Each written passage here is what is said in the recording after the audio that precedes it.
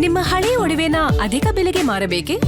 ಅಟಿಕಾಗೆ ಕಾಲ್ ಮಾಡಿ 8880 Attica gold company.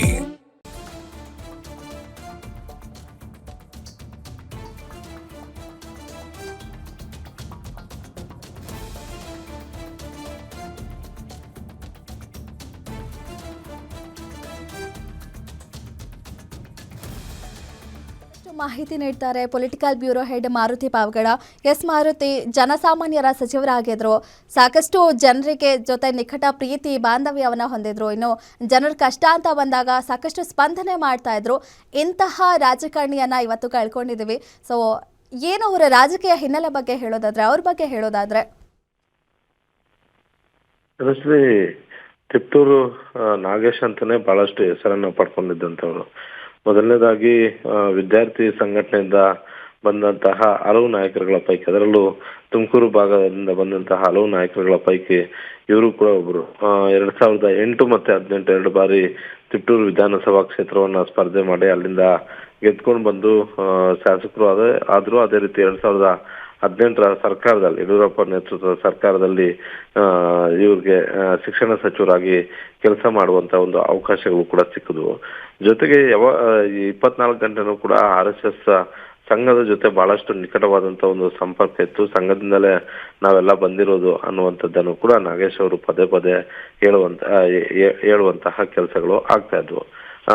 Tiptur ವಿಧಾನಸಭಾ ಕ್ಷೇತ್ರ ಯಾವಾಗಲೂ ಕೂಡ ಕಾಂಗ್ರೆಸ್ ಮತ್ತೆ ಬಿಜೆಪಿಯ ನಡುವೆ ಬಹಳಷ್ಟು ದೊಡ್ಡ ಮಟ್ಟದಂತಹ ಜಿದ್ದಾಜಿದ್ದಿನ ಒಂದು ಕ್ಷೇತ್ರ.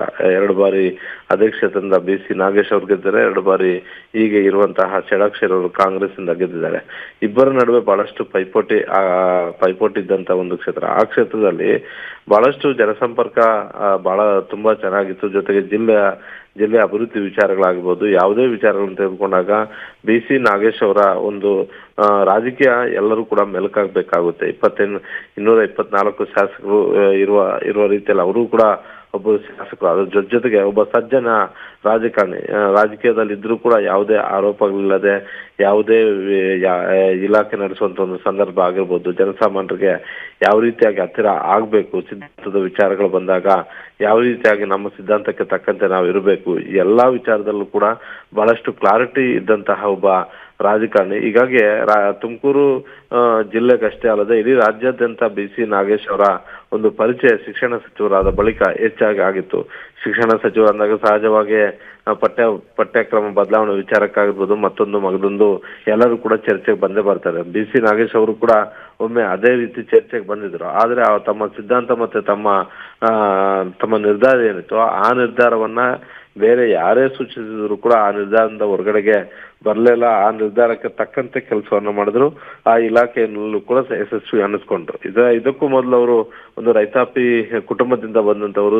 ತಿಪ್ಟೂರು ವಿಧಾನಸಭಾ ಕ್ಷೇತ್ರಕ್ಕೆ ಸೇರಿದಂತಹ ಬಹಳಷ್ಟು ಸಣ್ಣ ಸಮುದಾಯಕ್ಕೆ ಸೇರಿದಂತವರು. ಜೊತೆಗೆ ಅಲ್ಲೇ ತಿಪ್ಟೂರಲ್ಲೇ ವಿದ್ಯಾಭ್ಯಾಸವನ್ನ ಮುಗಿಸಿ ತದಬಳಿಕ ಬೆಂಗಳೂರು ಕಡೆ ಬಂದಂತವರು. ಅದಾದ ಬಳಿಕ ABVP ಮತ್ತೆ RSS ಸಂಚಾಲಕರಾಗಿ ಬಹಳಷ್ಟು 24x ಟೈಮರ್ ವರ್ಕ್ RSS ಅಲ್ಲಿ ತೊಡಗಿಸ್ಕೊಂಡಂತವರಲ್ಲಿ ನಾಗೇಶ್ ಅವರು ಕೂಡ ಒಬ್ರು.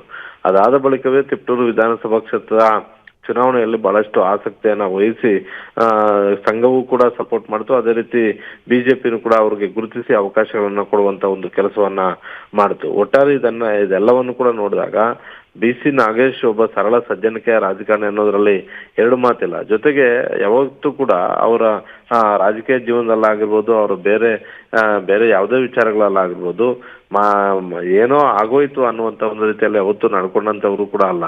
ಬಹಳಷ್ಟು ಸರಳ ಸಜ್ಜನಿಕೆಯ ರಾಜಕಾರಣಿ, ಸಂಭಾವಿತ ರಾಜಕಾರಣಿ, ರಾಜಕೀಯ ಅನಿವಾರ್ಯ ಅಂತ ಏನು ಕೆಲವರು ಜಪ ಮಾಡ್ತಾರೆ, ಆ ರೀತಿ ಇದ್ದಂಥವ್ರಲ್ಲ. ಅವಕಾಶ ಸಿಕ್ಕಾಗ ಜನಸಾಮಾನ್ಯರ ಕೆಲಸ ಮಾಡೋಣ ಅನ್ನುವಂತ ಒಂದು ರೀತಿಯಲ್ಲಿ ಇರ್ತಿದ್ರೆ ಬಿಟ್ರೆ ರಾಜಕೀಯಕ್ಕೆ 24 ಗಂಟೆ ಮೀಸಲಿಡುವಂತ ಒಂದು ಕೆಲಸವನ್ನು ಮಾಡ್ತಿರ್ಲಿಲ್ಲ. RSSಗೆ ತಮ್ಮ ಜೀವನವನ್ನ ಮುಡುಪಾಗಿಟ್ಟಿದ್ದಾರೆ, ಅದು ಬೇರೆ. ಆದ್ರೆ ಕೆಲವರು 24 ಗಂಟೆನೂ ಕೂಡ ರಾಜಕೀಯವನ್ನೇ ಯೋಚನೆ ಮಾಡಿ, ರಾಜಕೀಯವನ್ನೇ ತಿಂದು, ರಾಜಕೀಯವನ್ನೇ ನಿದ್ದೆ ಮಾಡ್ತಾರೆ. ಆ ಗುಂಪಿನಲ್ಲಿ ನಾಗೇಶ್ ಅವರನ್ನ ಸೇರಿಸೋದಕ್ಕೆ ಆಗೋದಿಲ್ಲ. ಆದ್ರೆ ಜನಪರ ಕಾಳಜಿ ಇರುವಂತ ಒಬ್ಬ ನಾಯಕ, ಸಾರ್ವಜನಿಕ ವಿಚಾರಗಳು ಅಂತ ಬಂದಾಗ ಧ್ವನಿ ಎತ್ತಿದಂತ ಒಬ್ಬ ನಾಯಕ, ಭ್ರಷ್ಟಾಚಾರದಿಂದ ಬಹಳಷ್ಟು ದೂರ ಇದ್ದಂತಹ ನಾಯಕ, ಬಹಳಷ್ಟು ಸರಳವಾಗಿದ್ದಂತಹ ನಾಯಕ ಹಾಗೂ ಸಜ್ಜನಿಕೆಯ ನಾಯಕ, ಉತ್ತಮ ಸಂಸದೀಯ ಪಟುನು ಕೂಡ ಅಷ್ಟೇ. ಅದೇ ರೀತಿ ವಿಧಾನಸಭೆ ಆರಂಭ ಆದಾಗ ನೀವು ನೋಡ್ತಿರ್ಬೋದು, ಯಾರಾದ್ರೂ ಹೆಂಗೆ ಕೂಗಾಡ್ತಾರೆ, ಸುದ್ದಿ ಆಗ್ಬೇಕು ಅನ್ನೋ ರೀತಿಯಲ್ಲಿ ಕೂಗಾಡ್ತಾರೆ. ಆದ್ರೆ ನಾಗೇಶ್ ಅವರು ಯಾವತ್ತೂ ಕೂಡ ಆ ರೀತಿ ಮಾತಾಡದಂತವರಲ್ಲ. ನಾಗೇಶ್ ಅವರು ಯಾವ್ದು ಜನಾಭಿಪ್ರಾಯ ಜನರ ಸಮಸ್ಯೆ ಇದ್ದಾಗ, ಸಾರ್ವಜನಿಕ ಹಿತಾಸಕ್ತಿ ಇದ್ದಾಗ ಅದನ್ನ ಒತ್ತಿ ಹೇಳುವಂತ ಒಂದು ಕೆಲಸ, ಸರ್ಕಾರವನ್ನ ಕಿವಿ ಇಡುವಂತ ಒಂದು ಕೆಲಸವನ್ನ ಮಾಡಿದ್ದಾರೆ. ಹೀಗಾಗಿ